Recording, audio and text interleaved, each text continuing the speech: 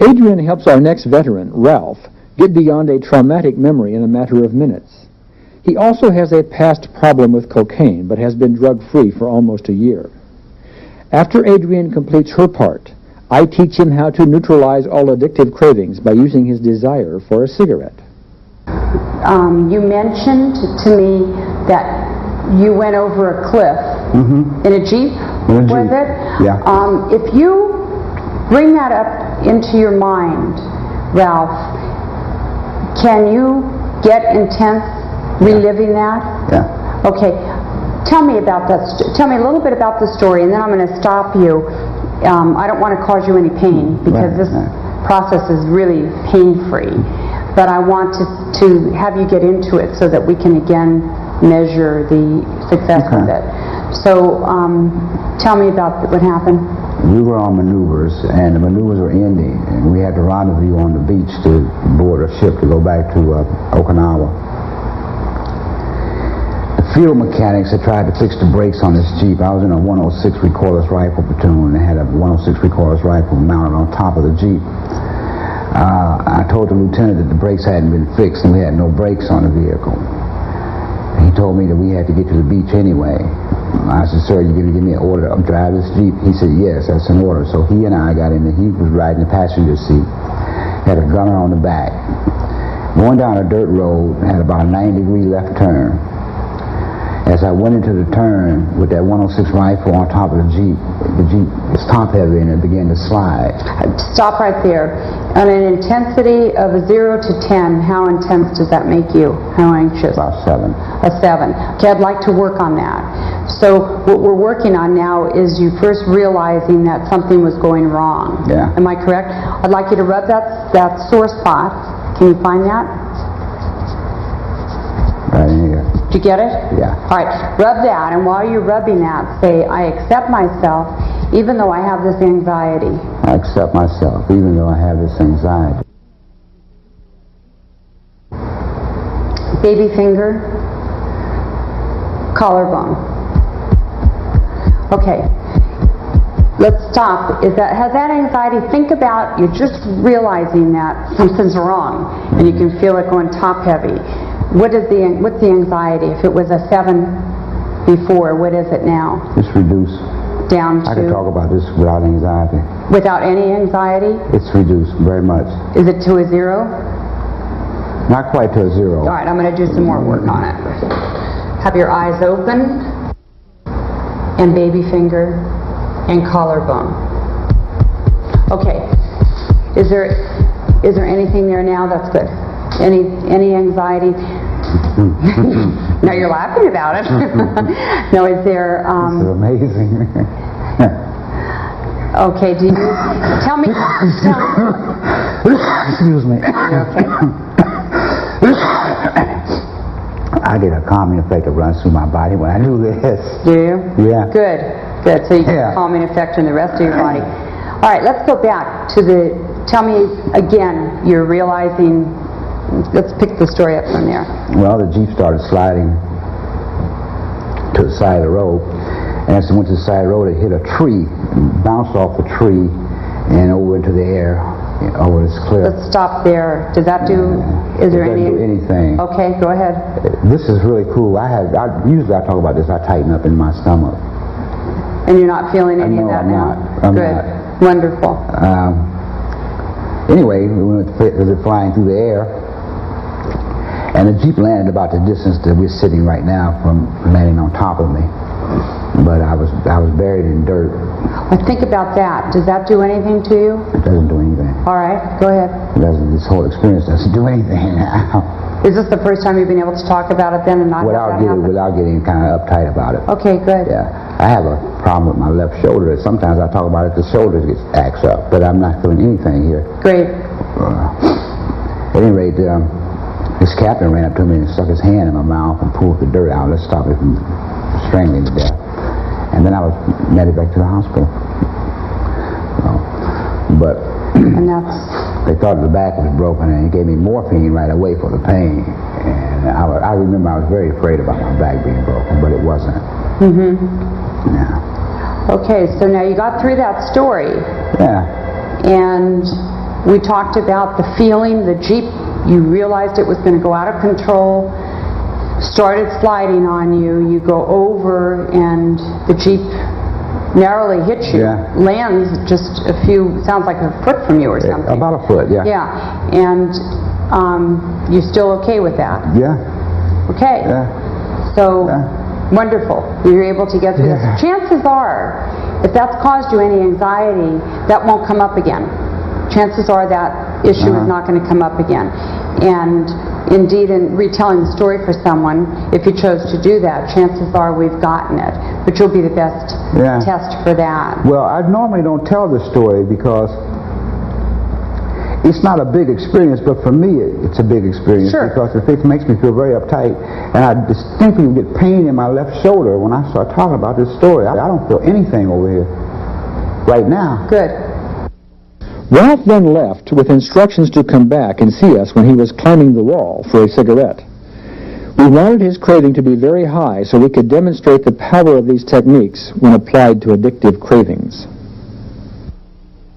Now you want a cigarette, is that what I understand? You've been out for a while and you will come back and Ralph wants a cigarette. On a scale of 0 to 10, Ralph, right now, what is your... 8.5 or 9. 8.5. You already answered the question. Answer the question. You got it, huh? Put this thing under your nose a minute, okay? And just see if that's still an 8.5 or a 9. Yeah. Take a dry drag on it and tell me if it's still an 8.5 or 9, or if it's getting any higher or lower or what.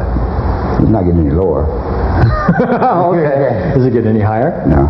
Okay, still an 8.5 or 9. Yeah. 8.5 or 9. Okay, I'm going to hold it right here because see, the point is here, we want you to keep your thoughts on that cigarette about how good that would really be. Okay. That's not going to be hard to do, huh? No, not at all. I want you to rub that sore spot for me.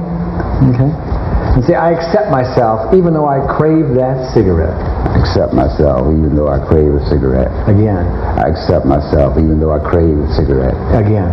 I accept myself even though I crave a cigarette. Okay, now tap on your collarbone and take a look at that cigarette while you're doing that, okay? Now tap under your eye. Tap on your collarbone. Okay, under your arm. Okay, on your collarbone. Think of how good that cigarette would be. Under your eye.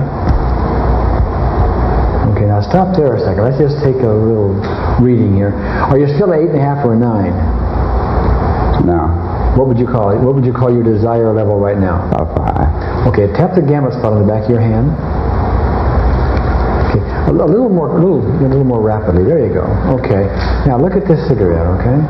Now close your eyes and open your eyes and hard down right and hard down left and roll them in a circle. Like that. Keep tapping though. Keep tapping. Okay. Other direction.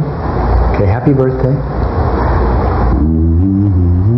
1, 2, 3, 4, 5. 1, 2, 3, 4, 5. Happy birthday. Okay, now tap on your collarbone. That's it. Okay. Under your eye. On the collarbone. Under your arm. Okay, on the collarbone. And under your eye. Now, what was your number of 5? You went from 8.5 or 9 to a 5? Yeah. Is there still a 5? No, it's getting less. What would you say? It's not reduced. It's not gone, no. Not gone? Okay, but what would be your best number? 3, 2. 3 or 2? Much less. Okay. Rub the sore spot and say this: I accept myself even though I still crave that cigarette. Even though I still crave the cigarette. I accept myself even though I still have some of this craving left. I accept myself even though I still have some craving left. I accept myself even though I still have some craving left. I accept myself even though I still have some craving left. Okay. On your collarbone. Okay, under your eye. On your collarbone. Under your arm. On your collarbone. And under your eye. Okay, are you still at 2 or 3?